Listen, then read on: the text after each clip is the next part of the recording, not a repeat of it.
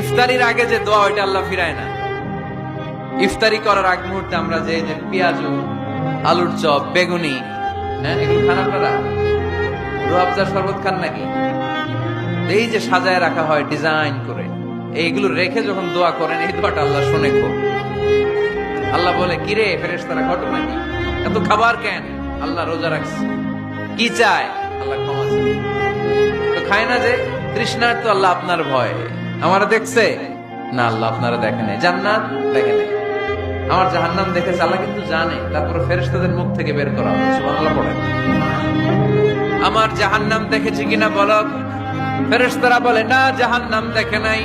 আমার জান্নাত দেখেছে কিনা বলো? জান্নাতও দেখে নাই, কিছুই দেখে নাই, আপনারও দেখে নাই। আল্লাহ এবার খুশি হয়ে যাবে। আমার খুশির জন্য, আমার ভয়ে তৃষ্ণার্ত ক্ষুধার্ত সামনে খাবার হাত